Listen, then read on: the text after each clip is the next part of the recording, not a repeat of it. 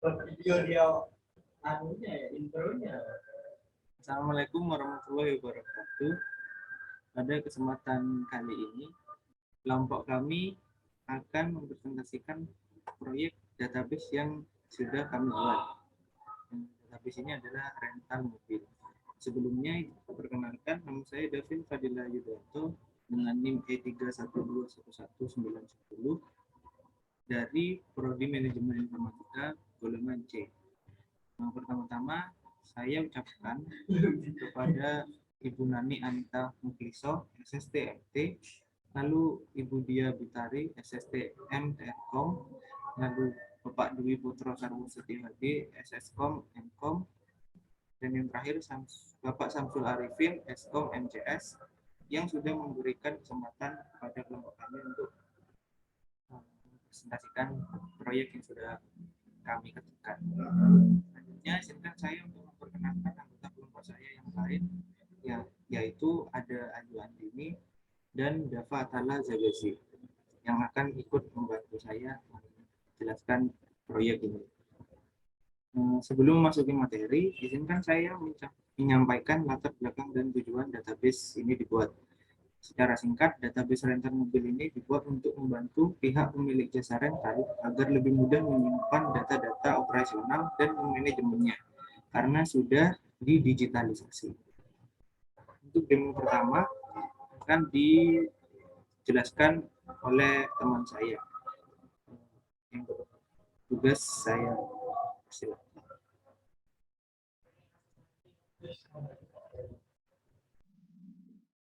Assalamualaikum warahmatullahi wabarakatuh. Perkenalkan, nama saya Ayu Andini dengan NIM E3121274 dari Prodi Manajemen Informatika Angkatan 2021.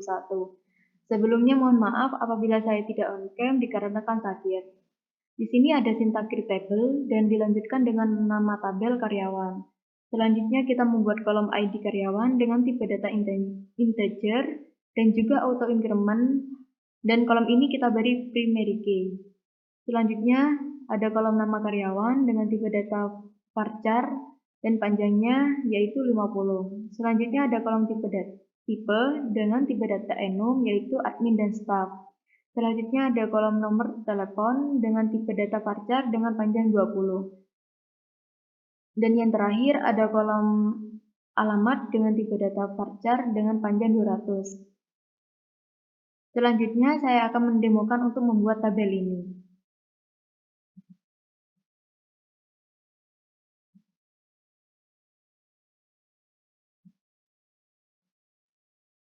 Di sini tabel sudah berhasil dibuat. Assalamualaikum warahmatullahi wabarakatuh. Selanjutnya saya akan menjelaskan tentang query insert, update, dan delete. Pertama adalah query insert, yaitu menambahkan data ke dalam tabel karyawan. Pertama ada query insert itu lalu diarahkan ke tabel karyawan. Dan di sini saya akan menambahkan data sesuai dengan kolom dari tabel karyawan, yaitu ada ID karyawan, nama karyawan, tipe, telepon, dan alamat. Dengan nilai yaitu nama karyawan Ayu dan tipe admin. Dengan nomor telepon sebagai berikut. Dan yang terakhir, alamat Probolinggo. Selanjutnya, saya akan mendemokan untuk menambahkan data ke tabel karyawan ini.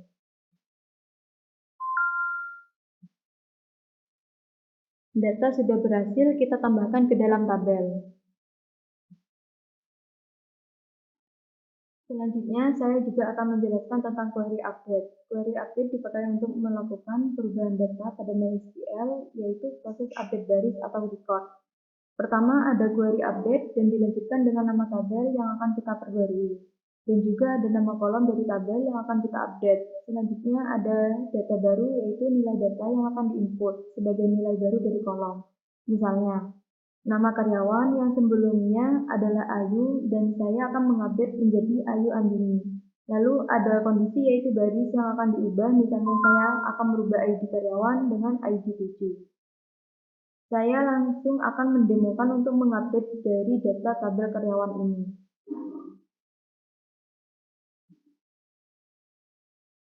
Data sudah berhasil terupdate. Yang terakhir, saya juga akan menjelaskan tentang query delete. Di sini saya ingin menghapus data pada tabel karyawan. Untuk menghapusnya, saya akan menggunakan query delete.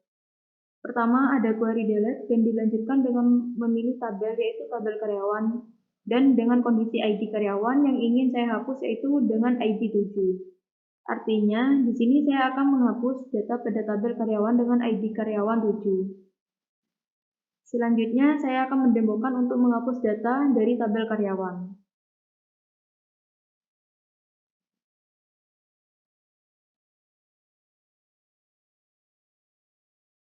Data sudah berhasil terhapus. Assalamualaikum warahmatullahi wabarakatuh. Perkenalkan, nama saya Fadal Jagasi dengan NIM D312122995. Di sini saya ingin menjelaskan tentang join pada database studi kasus kami, yaitu rental mobil. Oke, yang pertama di sini adalah klausa join. Klausa join ini akan menampilkan ID penyewa, nama penyewa, alamat dari tabel penyewa. Juga menampilkan ID peminjaman, ID penyewa, dan DP serta total bayar dari tabel peminjaman. Saya menggunakan join biasa atau inner join atau cross join. Kemudian di sini klausanya menggunakan using ID penyewa. Ketika dijalankan akan menampilkan data sebagai berikut. Akan menampilkan data ID penyewa, nama penyewa, alamat, ID pinjaman, ID penyewa, DP, serta total bayar. Oke, yang kedua adalah join self join. Oke, yaitu akan menampilkan ID peminjaman, nopol, merek, serta warna. Di sini ada kode P serta MM. Ini adalah inisial dari tabel peminjaman untuk P dan mobil untuk M.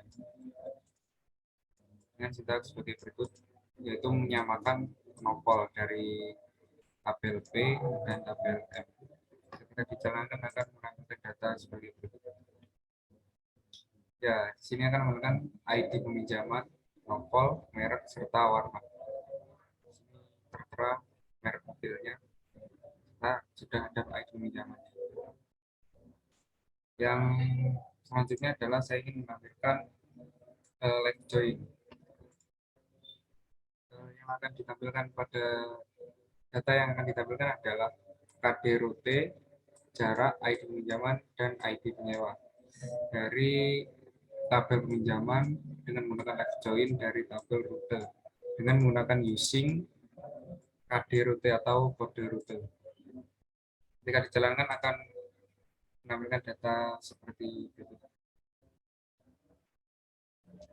Maka akan menggunakan KD rute, yaitu D untuk dekat, J jauh, dan M untuk sedang atau medium. Menampilkan ID pinjaman serta ID penyewa. Jadi penyewa ini yang telah menyewa dengan jarak sekian dengan ID pinjaman yang berbeda pastinya. Contoh di sini adalah ID penyewa 13 dengan rute dekat, ID penyewa 15 dengan rute jauh, dan ID 8 dengan rute sedang. Mungkin itu saja yang dapat saya jelaskan untuk join pada studi kasus ini. Kurang lebihnya saya mohon maaf. Wassalamualaikum warahmatullahi wabarakatuh.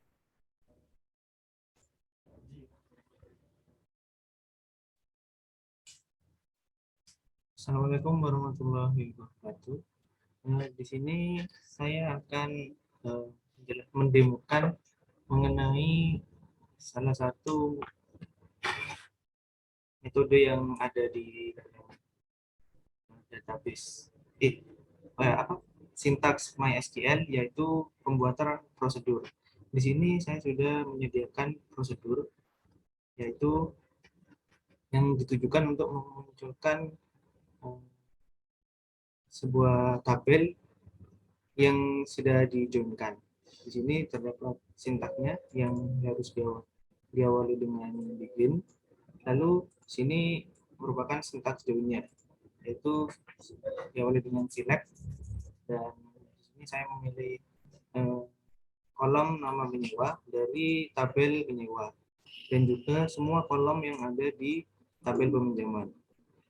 Lalu di tabel peminjaman akan dinatural join-kan dengan tabel penyewa. Setelah itu tinggal kirim. Nah, sudah berhasil, maka di sini kita tinggal melakukan memanggilnya dengan cara call, lalu tampil TP peminjaman, yaitu nama prosedur yang tadi sudah saya buat. Lalu tinggal di run. Di sini akan muncul tabel yang sudah dijoinkan tadi, yaitu ada, ya ini dapat dilihat ada nama penyewa di sini dari tabel penyewa, lalu seluruh tabel peminjaman dari tabel peminjaman. Nah, selanjutnya yaitu trigger, yang merupakan salah satu fitur yang ada di MySQL. Nah, di sini saya sudah membuat dua buah trigger. Di sini ada dipinjam dan dikembalikan. Nah, untuk yang trigger pertama yaitu dipinjam. Trigger ini digunakan ketika nanti user mengisikan sebuah form baru di tabel peminjaman, dan jika user mengisikan supir atau memasukkan ID supir, maka otomatis status yang ada di tabel supir itu nanti akan berubah statusnya menjadi disewa. Di sini saya menggunakan after insert untuk triggernya, yaitu diawali dengan begin, lalu insert into supir, yaitu nanti akan dimasukkan ke tabel supir, lalu pada kolom ID supir sama dengan ID supir yang baru, Pak. Lalu on duplicate ini digunakan untuk dapat jika terjadi penumpukan record data, maka akan diganti statusnya yaitu disewa. Jadi nanti jika ada supir yang digunakan jasanya, maka statusnya akan ganti disewa. Begitu. Setelah itu kirim. Nah, jika berhasil akan kita coba. Nah, di sini saya akan memasukkan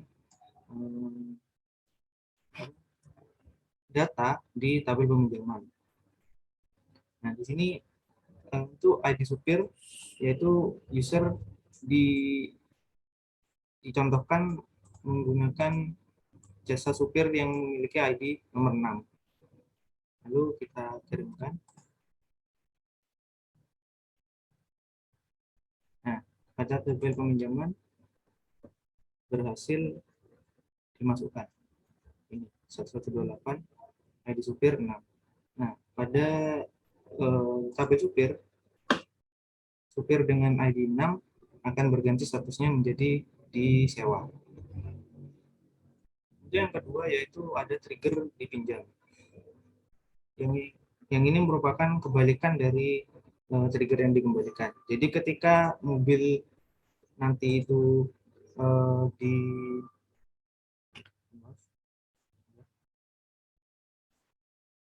nah ini yang trigger dikembalikan yaitu after delete, menggunakan after terus delete.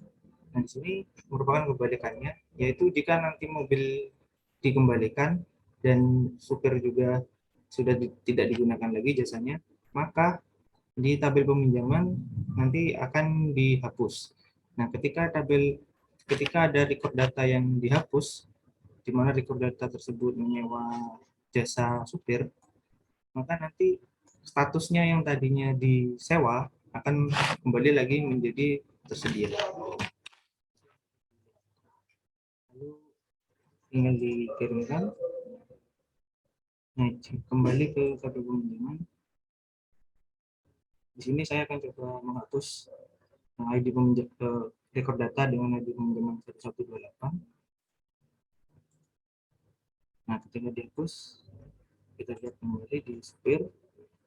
Di sini ID nomor 6 akan kembali menjadi tersedia. Mungkin sekian penjelasan yang bisa saya sampaikan. Wassalamualaikum warahmatullahi wabarakatuh.